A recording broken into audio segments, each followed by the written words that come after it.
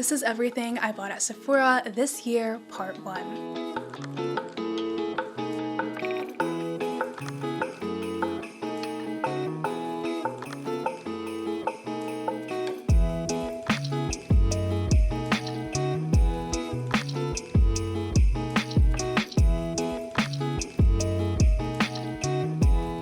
Congratulations, we have made it to the end of the year, and I thought it would be a good time to reflect on all of my Sephora makeup purchases in 2024. As I was planning and putting together this video, I realized, holy crap, I have bought too many things this year, so much so that I can't put it all in one video without feeling extremely overwhelmed. So what I'm gonna do is break this into a 4-part series of products I purchased in Q4, Q3, Q2, and Q1, and then at the end I will put it all together as a little Sephora review marathon that you can reference whenever you want to hear my thoughts on a product. Selfishly, this video is more for me to reflect on what I bought this year and to differentiate what I love, what I hate, what I regret, and will potentially declutter. Now, I do want to put a disclaimer out there that this is not a normal amount of consumption. For me, I am a content creator, and I know I sound like a broken record every time I repeat this, but I do think it's important to remind y'all that when I make purchases, they are not only beneficial for my usage, but also beneficial for content creation and for my channel, which means that when I buy a product, it's reinvesting into my channel. Not only do I buy the product for review, I wouldn't consider myself solely a product review channel, but I buy it for the sake of knowledge, to be able to compare, keep up to date with newer formulas, and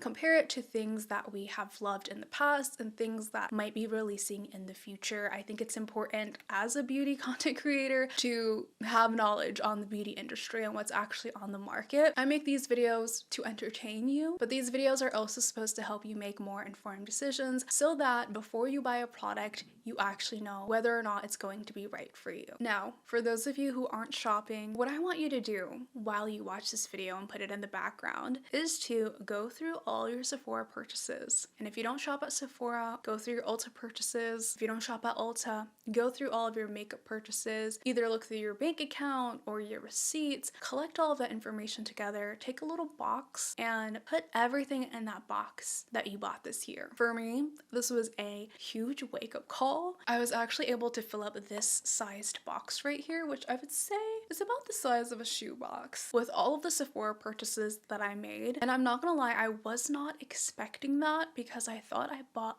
less this year. And I think it's just a really good exercise, especially if you have a goal to spend less money next year or to bring in less makeup in your collection, to really look at everything that you accumulated. And then once you've done that, comment down below what your best purchase was, what your worst purchase was, and if there were any lessons you learned from it. And now that we got all of that out of the way, let's go ahead and chat about all of my purchases at Sephora for Q4. These are my most recent purchases, and I am going backwards because the products are more fresh in my mind. Of course, November was the Sephora Rouge 20% off sale, and I bought a lot of stuff. I'm not gonna lie. I think I did end up going a little bit over budget because of my mother. So mom, if you're watching this, I completely blame you. The last purchase I made was by her recommendation, and it was the Makeup by Mario Soft Blur Setting Powder. I have the shade in 3 Neutral Peach. She also recommended me the Sephora Powder Puff. All in all, I think these are great, but did I need to buy them? No. Would I declutter them?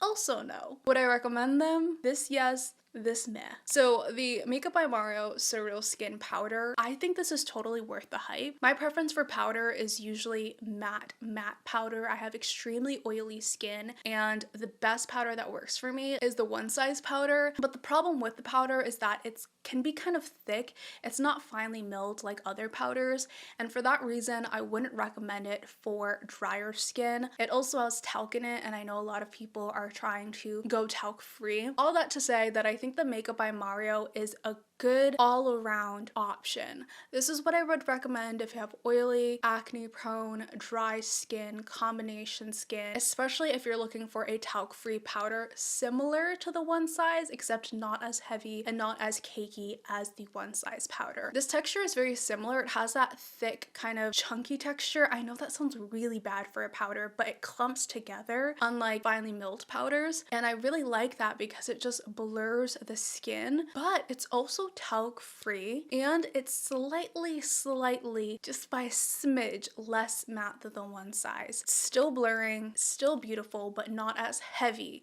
as the One Size powder. I personally think that the Huda Beauty is a little bit more finely milled than this powder, but I do think the Makeup by Mario powder has more weight to it than the Huda Beauty. So if you're looking for an in-between, especially something that's talc free, Makeup by Mario for sure. I don't regret buying this at all, and I think that it is really helpful knowledge for me to own this because it's one of the better powders on the market. Now, as for Miss Sephora Puff, honestly, I jumped on buying this because I was looking for a high quality powder puff because I usually buy them off of Amazon. They rip, they tear. I do wash my sponges really often because of my acne prone skin, so they don't really last that long. And when my mom showed me this on FaceTime, it looked like a high quality little powder puff, but it feels like the Amazon ones, just thicker and bigger. And I also saw this went viral on TikTok because you can use it in 4 different ways. That's all great and everything, but I don't feel like this is anything special.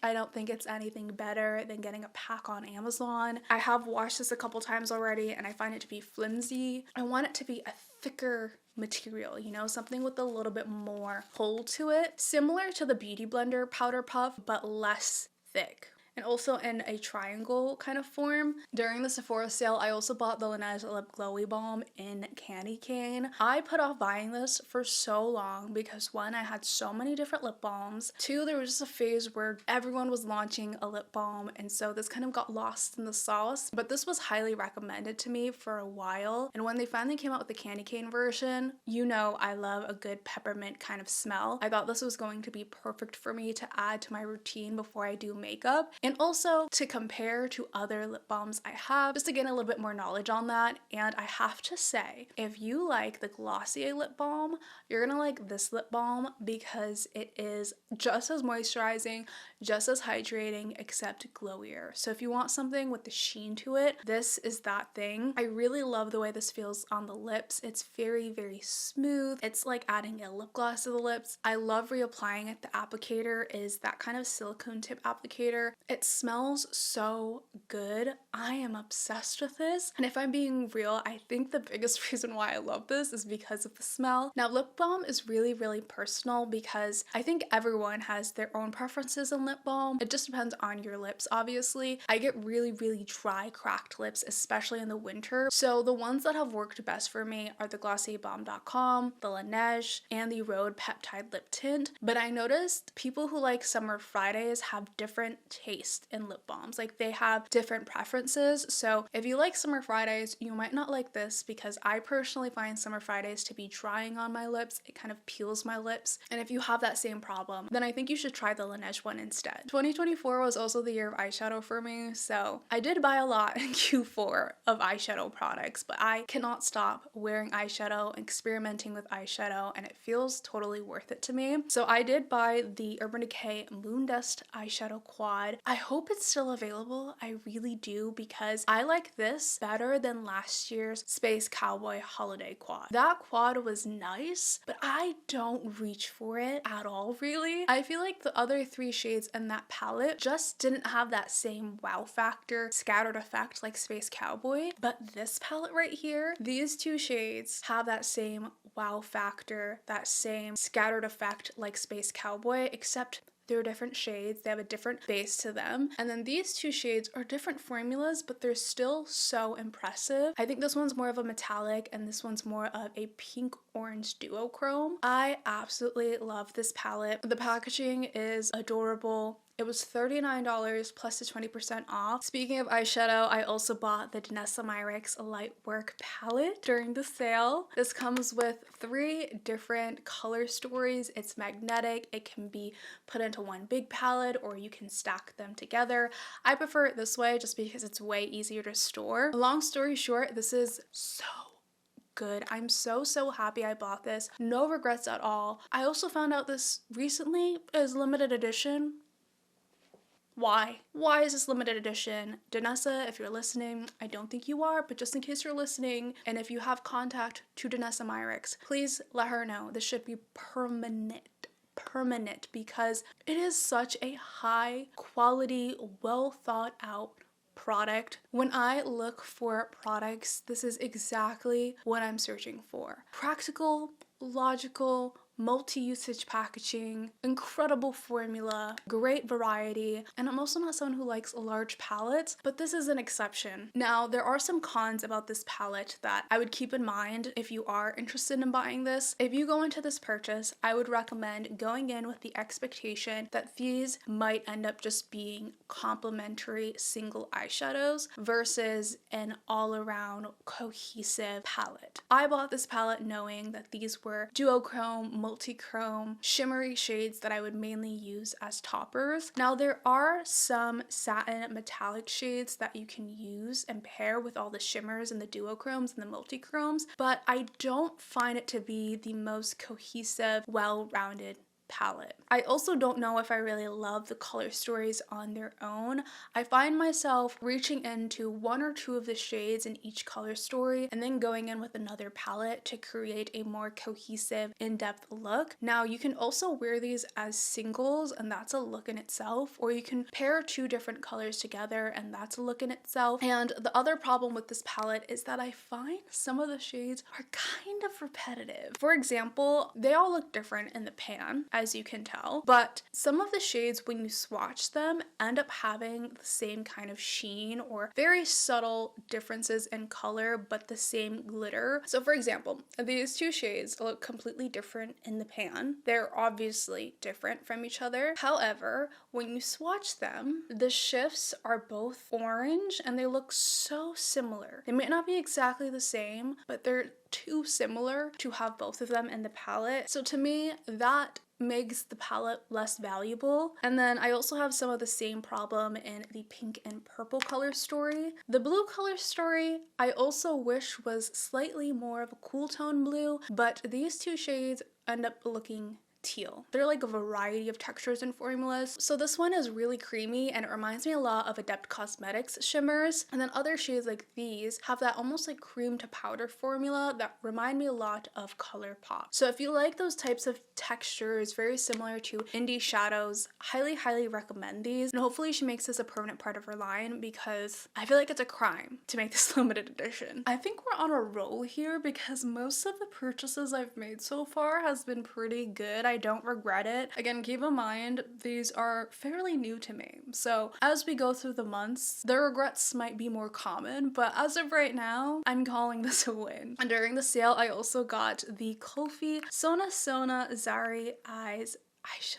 I have this on my eyes today and I cannot stop raving about it. I can't stop putting it on my eyes. Every day when I do my makeup, I'm so tempted to use this. I try not to use it every time I'm filming because I want to like switch up my look, but I'm tempted to because this is by far one of my favorite eyeshadow purchases of the year. I love the Danessa Myricks, but if I had to choose between the 2, I think that this one is the win for me because I always want to reach for it. It's so fun. It's so reflective and shimmery. It has very minimal fallout and a mixture between gold and silver shimmers. It's creamy. It sets on the eyes. It barely creases. I don't have anything bad to say about this, y'all. Like, if you have been eyeing this, if you eye this in the future and maybe you're watching this, just buy it. The only downside is that this is a cream product, which is great because for longevity, I prefer that in a shimmer because it lasts longer on the eyes and it doesn't get fallout everywhere. But but I just hope it doesn't dry out over time. So we'll see. There's really nothing there to make sure that this product is airtight. Now this product is $30, so if we compare it to the Ta Eyeshadow Duos, to you that might be not worth it, too expensive. But if I were to pick between the Duo and the Kulfi, as long as you're looking for a gold silvery topper, I would go with the Kulfi. I think that the quality is so much better, just assuming that it's not going to dry out and you will be able to use as much of it for as long as possible. Kulfi is just an underrated brand and I cannot stop raving about them. Speaking of the Ta Eyeshadow Duos, I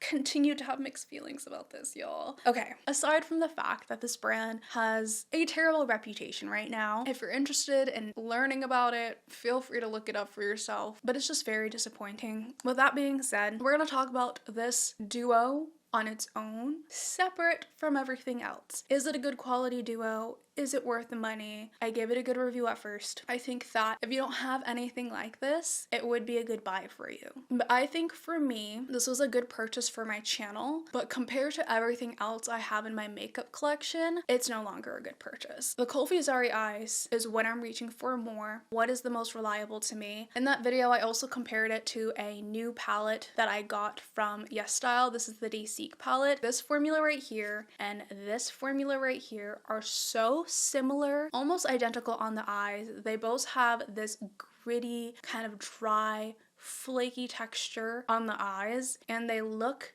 and they give the same effect. This is $42 or $33, which is how much I paid for it. And this right here is $20, which is how much I paid for it. If I were to choose between the two, I'm going with Decay. It's a better bang for my buck and it does the same exact thing. I am considering returning this. I'm not gonna lie. I think I have some time to return this. After comparing it to everything I own, it just doesn't feel worthwhile. I think this duo is currently so far the only regret, which again, I call that a win. This is the Ilia Ethereal Baked Face Palette and I have the shade in medium. I saw a lot of mixed reviews about this and I'm not gonna lie, when I first got this, I thought I hated it and I thought I was going to return it. When I saw it in store, I swatched it. It did not swatch well. It looked ashy, chalky, nothing like how Hourglass looks on the skin, but I was interested in it because I loved that bake powder formula. They did come in 3 different shades. There was light, medium, and deep, but although I had a terrible first impression, I have constantly been reaching for this as much as I can. Again, I try to rotate through my makeup, but I'm always so tempted to use this because I think that the formula is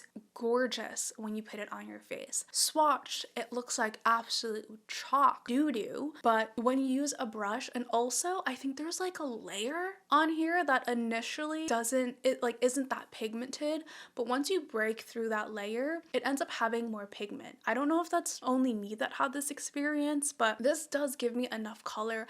I love the bronzer shade, I love the blush shade. It's kind of a mixture between like this coral and then also this mauve shade. I mix the two shades together just to get as much use out of it as possible. The highlight shade is also gorgeous. I like the highlighter better than the Hourglass highlighter because it's kind of chalky. Again, I don't usually like highlighter, but I want highlighter to be very subtle, and this gives a subtle effect that, like, I don't want to say blurs, but it's more of a natural sheen wet effect versus a blinding highlight effect, but you can build it up to give that highlight effect. This blush also has a little bit of shimmer in it, but it's not very glittery, and it gives you that flush and that glow to your cheeks. And then the bronzer is a gorgeous warm tone brown shade that I think works on my skin tone fairly well. I disagree with the bad reviews. If you can still get your hands on it, I think it's available at the Kohl's Sephora, especially if you're someone who is very natural with makeup, like subtle, buildable makeup. You want to try the Hourglass palettes, but they're slightly out of your price range. Ilia's slightly cheaper. I think that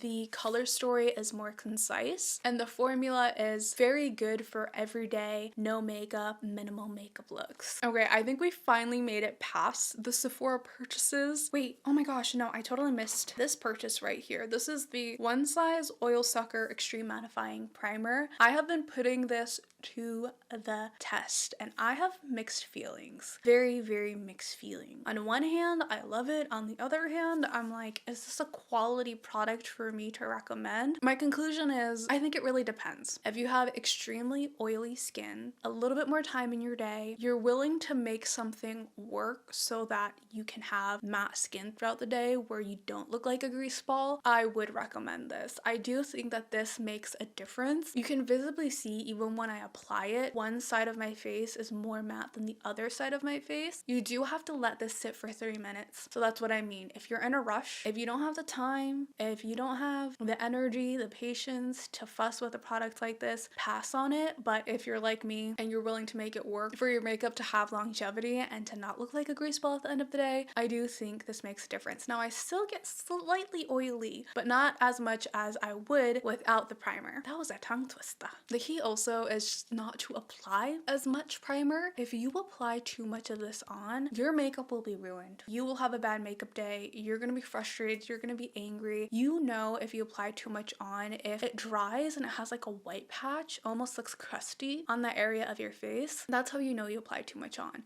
You really just need a small dab, only in your T-zone areas and wherever else you might get a little oily. And then I don't know if I'm being nitpicky, but I really don't like the packaging that this comes in. It is such a watery texture that I always find myself squeezing out too much. And it gets messy, it gets everywhere. You're supposed to shake it before use, but that does nothing because it leaves that watery texture. I wish it was more in, I don't know, like what is the best packaging for a liquid formula like this? I'm thinking like a pump? I don't know, a small pump, something like that. I just don't know if the squeeze tube was the best choice for this kind of formula. It also gets really dry and crusty around it, which that's just me being nitpicky, but just something to keep in mind because I think that if you don't use this properly, you might hate this. If you use it properly, you'll probably really love this because it does make a difference. So I don't think it's a regret. I also think for my oily skin gals, you would really enjoy this if you have the time. Now we have finally finished reviewing all of my Sephora sale purchases. Let's talk about what I purchased in September, I think. September, October. 2 foundations. Yeah. This was a mistake, I think. Sort of. Kind of, not really. This was a mistake. This wasn't a mistake. So this was the month where I just, my foundations weren't doing it for me. I don't know if, I think my skin was just super dry. None of the foundations I was using was really working. Also, I really wanted to start experimenting more with hydrating foundations, and most of the foundation knowledge I have is on drier, more matte satin finish foundations. So I thought I would step out of my comfort zone a little bit and try out some more hydrating, glowy foundations so that I actually have some recommendations for those of you who have dry skin or combination skin or prefer something a little bit more glowy, which led me to these 2 purchases. So first of all is the Haus Triclone Skin Tech Foundation. A while back when this first launched, I tried out the samples and I thought it was okay for the most part, but then I couldn't stop hearing people rave about this and I'm like, okay, this has become one of those foundations that's almost standard in the beauty world and probably that foundation that people are going to ask questions about and refer back to. So it was worth the purchase for research purposes, but it was also worth it in general because it is such a good foundation. Now, is it exactly aligned with my preferences? No. It's more oily, it's more wet, liquidy, thin, glowy, hydrating than I prefer, but that doesn't make it a bad foundation. It's a beautiful foundation. I consider it medium to buildable full coverage. If you get this foundation, I recommend to apply it in very thin layers, kind of like a skin tint, and build it up. It is also a product that you need to prep with a primer, a setting spray, and powder, especially if you have oily skin because it's such a wet texture. Something in this formula is absolutely magical because usually with hydrating foundations and glowy foundations, it makes my texture look bleh. Like it just enhances the texture. It doesn't make my skin look that good and I have to powder it a lot in order for it to look glowy in a good way, not in a greasy way. Now don't get me wrong, this does kind of make your skin look a little greasy, but it also makes my skin look so healthy. And the formula, something about it just makes anything I put on top of it blend like butter. Cream bronzer, powder bronzer, concealer, liquid blush, cream blush. Anything I use with this, it blends so beautifully. With all of that being said, if you have oily, dry, combo skin, I would recommend this. Just keep in mind, if you lean more on the oily side, you just have to prep and set properly, but it's good. It's good, it's worth the hype, and I can see why people enjoy it. And I like to use this on days where I don't want to go for a matte foundation. Maybe my skin's looking a little drier, I'll reach for this Haus foundation. Now, a bad example of a hydrating, glowy foundation is this. The Dior Face and Body Backstage. I have the shade in 3WO. Now, it's not bad, it's not terrible, but I would consider this a regret purchase because if I compare these two, this is better. This is what I would recommend. This also has a very heavy, luxury, typical scent to it. Not in a good way either. It smells like plastic. I bought this because I saw a lot of makeup artists using the product and they had it in their kit, which gives me the idea that it's versatile for a lot of different skin types. And I liked it, but I didn't love it. I felt like it was more of a skin tint texture that was very, very greasy looking on my skin. It also didn't give me enough coverage for my preferences. I think this leans more light to medium. You can build it up probably to full coverage, especially if you have more clear skin than I do. It can look full coverage on you, but I felt like I had to put in more work to make this look good than I did with the Haus one. Same caveat with the Haus one, you do need to set and prep properly, but I think because I got these at the same time, I'm a lot harder on this foundation because I know what it could be. Now, one could argue they're two different things, two different things, but even if I bought this as a skin tint or something like that, I wouldn't like it.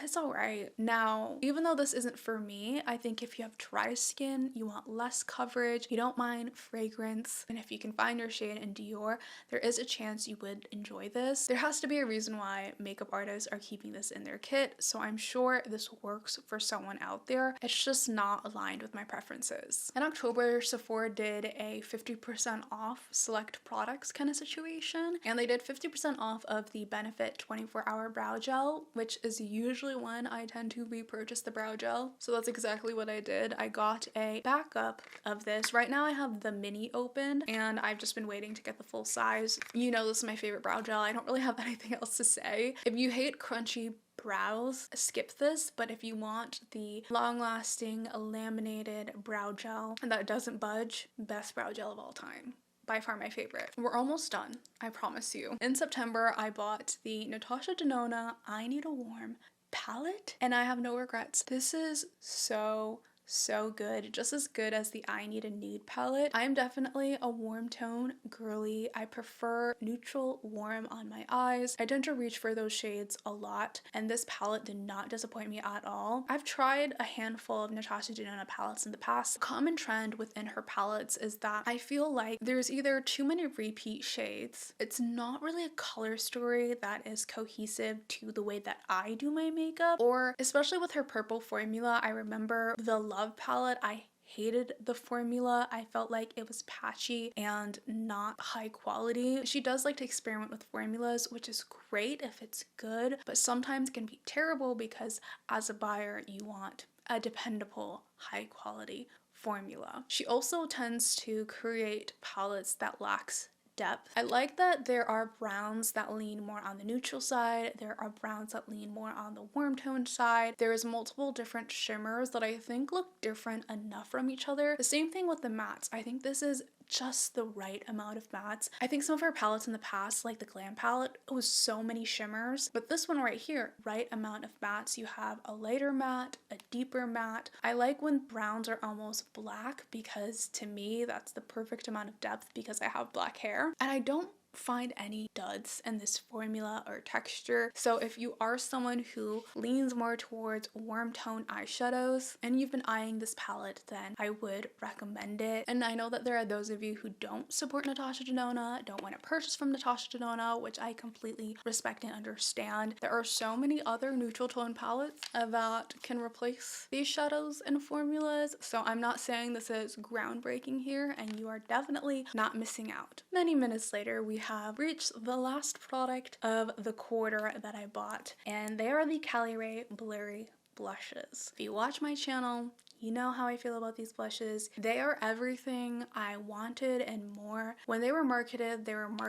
to me. I was the target market for this. They're supposed to be long lasting, budge proof, blurry, and pigmented, and they are exactly that. I do think that this formula aligns with how it's marketed. My only problem are the shades. Now that I've used these shades multiple times and I've seen it on camera, I still think that these shades are too light for me. I make it work, but they're a little bit too pastel. They have this white base to it, so if you have medium brown skin, the shades Zen and Epic aren't the ones I would recommend for you. There are some slightly deeper shades, but I don't know if that's going to work for deeper, darker skin tones. So my biggest critique is that they need to come out with better shades that work on a variety of skin tones, because this formula is deserving for everyone to love and enjoy. It truly is blurring on the skin. It's so good. It stays on. It lasts all day. They really did something with this formula. I'm curious to see where it's made. It's made in the USA. Interesting. It has a large doe foot applicator, which I honestly think is unnecessary. I think this packaging is a little messy, but it's like a cream to powder formula. Once you blend it out, it will set and not move. It's so freaking good. My favorite shade is definitely Zen, but I do mix them together. I think this is one of the best liquid blush formulas at Sephora. It would be even better if they made more shades. I would just warn you that if you have dry skin, that this is super matte. You are not going to get the typical glowy blush finish the way that you would with Rare Beauty or the e.l.f. liquid blushes. This is going to give you soft matte blur, cloud skin blur. Alright, so that was everything that I bought in Q4 at Sephora, September, October, and November. I think that this quarter was overall a big win. I only really regretted one purchase for the most part, which was the Ta Eyeshadow Duo. Just kidding. And the Dior Backstage foundation. Everything else overall was a win. Hopefully this video inspires you to dig through your makeup collection and find all of the products that you bought at Sephora this year or Ulta, or maybe put together a box of everything you bought in the year and sort through and compare what you like, what you didn't like, and things that you might potentially declutter so that you can learn from your mistakes but also get a better understanding of your preferences. Comment down below and let me know what is something you bought this year that you completely regret buying. And as always, like this video if you enjoyed, subscribe if you're new to my channel, stay tuned for part 2, and I will catch you on the flip side. Happy holidays!